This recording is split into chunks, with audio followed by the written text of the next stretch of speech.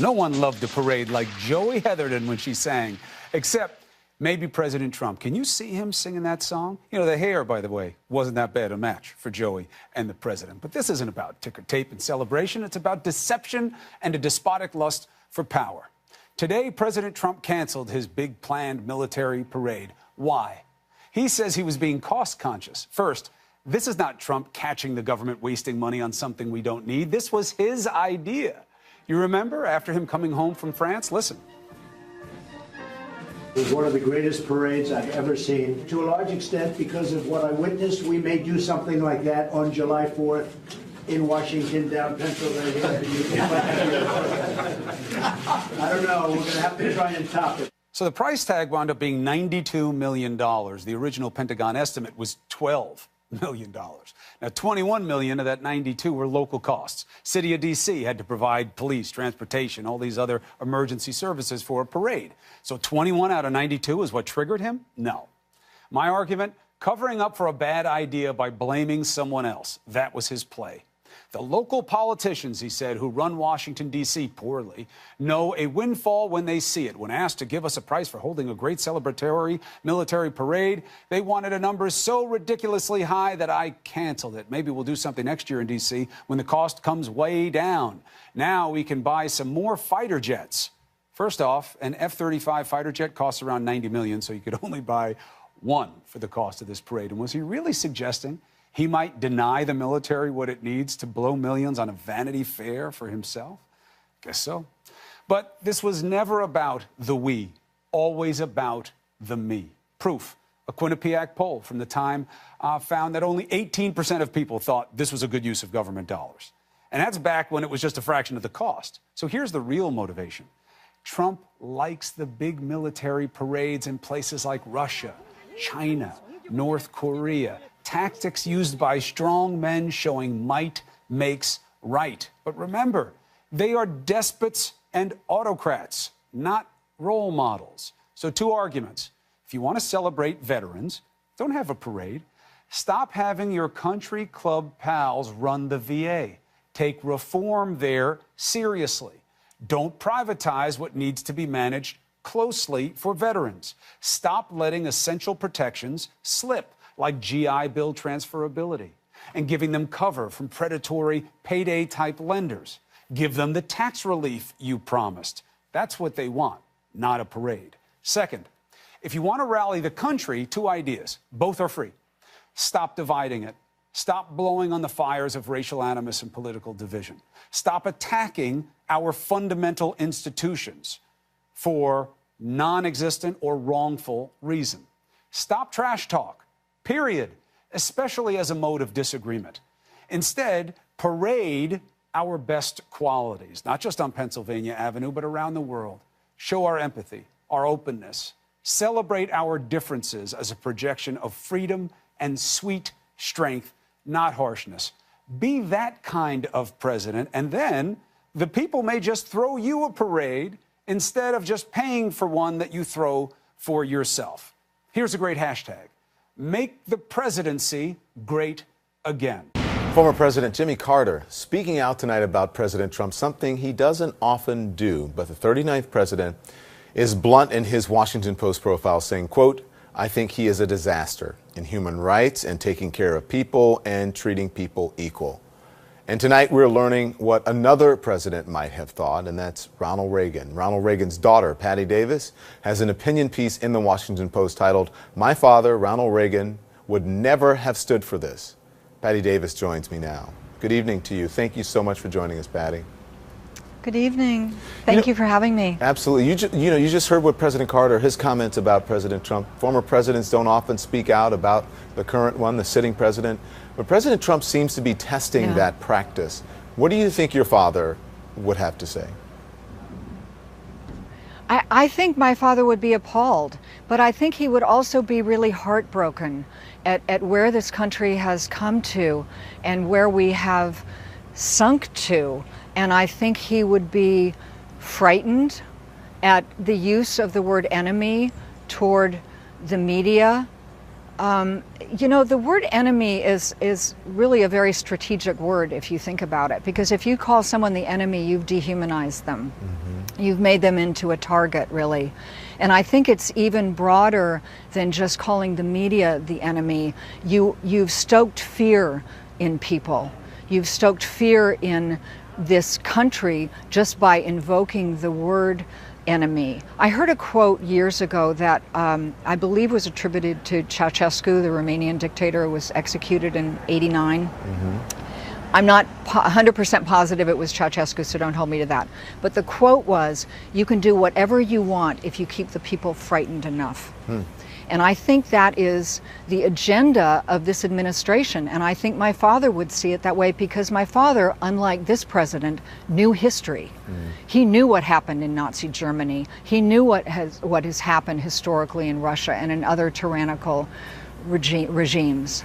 Yeah. You know, it's interesting when you talk to us. The first time I thought about this, you know, he calls the press the enemy of the people, and then he calls Russia a competitor. Yeah. I mean, he thinks the press is worse Yeah. than Russia or, you know, someone like Vladimir Putin, who's a dictator and people has people murdered in his country. And listen to the way he talks about the press. Watch this. We have a very crooked media. We're also thrilled to have a lot of the fake news media in the back. Good morning to the media, the legitimate media and the fake news media. It's time to expose the crooked media deceptions and to challenge the media for their role in fomenting divisions. A few days ago, I called the fake news the enemy of the people, and they are. They are the enemy of the people. How dangerous is this tone? I think it's incredibly dangerous, because, you know, here's the thing. Donald Trump and the people around him told us what they were going to do. Steve Bannon talked about blowing things up and tearing things down and, what was it, deconstructing the administrative state or something like that. It was something, deconstructing something. They told us what they were going to do. Donald Trump stood in front of people, the press, America, and talked about how bad America was right now, and he alone could fix it. They told us what they were going to do, in the same way that in Nazi Germany, Hitler told people what they were going to do and assumed that no one was going to get in his way. And Donald Trump has assumed that no one would get in his way. And so far, if you look at the silence of Congress, he's right. What do you think about? Our system of, go on. What do you think about the Republican Party now? Because the Republican, no one, people behind closed doors, as you know, or away from cameras or recordings, people will say, I don't agree with this, I can't believe he's doing that, and they have disdain for what the president's doing, but no one will say it publicly. What do you think about the Republican Party now? I think it's so cowardly. It's like they all turned into eunuchs. I apologize to any eunuchs out there who are offended by that comparison, but but they really have, you know? It doesn't matter what you say behind closed doors. It matters what you say out in public to this country. That's what people elected you to do, to speak to us. There's always been tension between. And you know, go on. There's always been tensions between the presidents and the press. Your father, no exception, but you say he tried to reach compromises with the media. Explain that. Well, the example that I gave in this piece was up at his ranch. They had long lenses up on a hillside, way far away from the ranch house, but they could see actually into the ranch house. And, you know, he said, well, this is not going to do. I mean, they can't. This is really an intrusion. So we have to reach a compromise.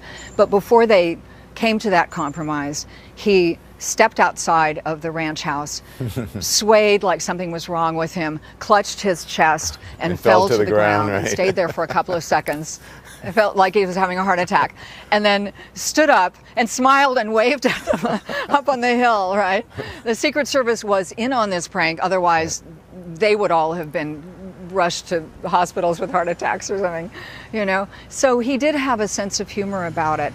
Yeah. But he also had enormous respect for the press. And, you know, in the Iran-Contra scandal, he initially came in front of the press, came in front of America, and said there were no arms for hostages. And I think it was like the next day that Ed Meese came to him with a document and said, actually, Mr. President, we found out there were. He went back in front of the press, I think that night. Yeah. He went back in front of the country and back in front of the media and said, I sincerely believe that I was right in what I told you yesterday, but as it turns out, I was wrong. Well, that would not happen with this administration. They'll figure out a way to say that No, the information you have is wrong, and they'll say the intelligence is not accurate about that. Welcome back. President Trump's dream of a massive show of military might marching down Pennsylvania Avenue might have to wait. Today, President Trump said he's canceling the military parade originally scheduled for Veterans Day because of excessive costs, which he blamed on Washington, D.C. I want to go back to CNN's Caitlin Collins at the White House. And Caitlin, there's this dispute about how and why the plug was pulled, and it involves the mayor in D.C. That's right, Jake. The president's big military parade is canceled, and he's blaming the city of Washington, saying that it's local officials, not the Pentagon, who drove up the cost for his parade. He saw it and he wanted it. It was one of the greatest parades I've ever seen. A grand military parade, this one put on during a Bastille Day trip to France last year. But when President Trump learned a parade in Washington would cost, according to some reports, north of $90 million, he halted it and blamed D.C., tweeting, "The local politicians who run Washington, D.C. poorly know a windfall when they see it." When asked to give us a price for holding a great celebratory military parade, they wanted a number so ridiculously high that I canceled it. Trump's current hometown mayor fired back, writing, "Yup, I'm Muriel Bowser, mayor of Washington, D.C., the local politician who finally got through to the reality star in the White House with the realities of parades, events, demonstrations in Trump America. Sad." Bowser's estimate is just for security, road closures, and emergency services. It doesn't include the biggest item on Trump's wish list, a military show of force. We don't need a parade to celebrate all this president has done for those brave men and women in uniform. The White House downplaying the news that the price of pomp and circumstance could instead pay yearly salaries for more than 4,500 active duty soldiers. But it was President Trump who insisted on the parade in the first place. We're actually thinking about 4th of July, Pennsylvania Avenue, having a really great parade to show our military strength. As for new parade plans, the president says he'll instead go to the Paris parade, celebrating the end of the war on November 11th, which, for what it's worth, is Veterans Day here in the U.S. Now, Jake, the president said that the parade could happen next year in 2019 when the costs go way down, though he didn't cite any evidence for why he thinks the cost would go down by next year. Jake? All right, Caitlin Collins at the White House again for us. Amanda, what's going on here? Why did he want the parade? Why is it being canceled? Why is he picking a fight with Mayor Bowser? I mean, who doesn't like a parade? I know, we all like a parade. He went abroad, saw how awesome it was. Well, you know what? The Pentagon didn't want to do this. Right. And the soldiers didn't want I feel like there are ways to scratch this itch. I don't know if he knows it, but every Friday all summer long down at 8th and I at the Marine Barracks, they do a parade every Friday evening. It's beautiful. Go visit that. They would probably love to have you. Go to a military base. Go see the planes fly. Like, there's ways you can do this if you want to highlight the veterans. You don't have to have the tanks rolling down Pennsylvania Avenue to show your might for the whole world. To highlight the veterans. It wasn't to highlight the veterans? I know. It was for him. Okay, I want to see a parade. The parade was to celebrate. Just not for 92 million. Yeah. So the American Legion said in a statement that the money that would be spent on the parade could be better put to use on the actual needs of veterans. And also, given the fact that we're still at war and 1% of the country sacrifices so much for us.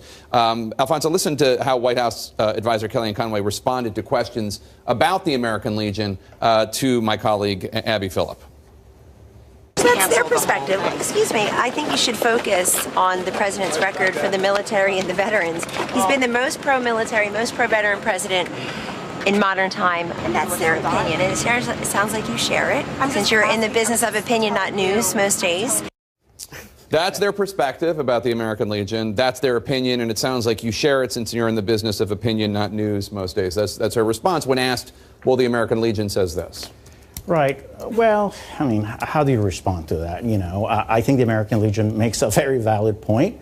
I mean, why we're talking about this parade, look, it's all about Trump. It's for his self-aggrandizement, to promote his image, and also to police his base. But, I mean, obviously $92 million seems like an awfully big amount of money for a parade. I think it's better if we don't do it. So 92 is an estimate that was floating around out there. The city of D.C. was about to charge $21.6 million, and the city of D.C. provided a breakdown. And I'm no expert on these things, but it looked pretty reasonable to me. You have thousands of people turning out for a parade, potentially even millions. I think this demonstrates the efficiency of the D.C. government. I'd like to applaud them for saving the taxpayers $97 or $21 million. Nobody really wanted it. The Pentagon didn't want it, and the American people didn't seem to want it. The only person who wanted it really seemed to be Donald Trump and his ego. I see a theme. Here is but like at the end of the day, so I appreciate the D.C. government saving me as a taxpayer money at the expense of Donald Trump's ego. I agree. Having said that, there was interest in the Department of Defense to commemorate the 100th anniversary of the First World War, which I think it's important for us to commemorate historic. But isn't that happening next year?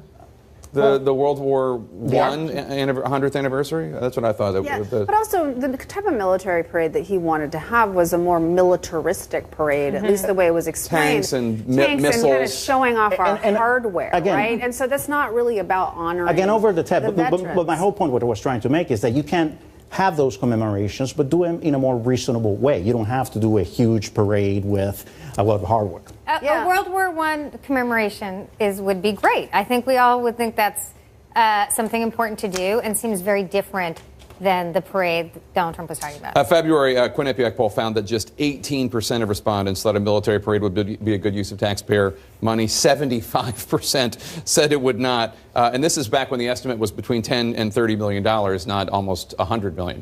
Yeah, I mean, it's not like the government is awash in money. What's the federal debt? We're up to like 20 trillion. 21. But also, where's the fiscal responsibility? I mean, I can remember having arguments with Sean Hannity about he was mad that the Obama donors went on spring break and the Obamas were paying for it. You know what I mean? Like, it wasn't. But what about all the people that had to go with them, and they had to have bodyguards and whatever? I mean, literally, this is what all we ever heard about was the government spends too much money. You seem to be suggesting that Sean Hannity is inconsistent. It's not just Sean Hannity, though, in terms of the fiscal responsibility and complaining about every penny that was spent in the Obama administration, and now people are just kind of like, okay, if he wants to have this. I mean, to be fair, a $1.5 trillion tax cut paid for by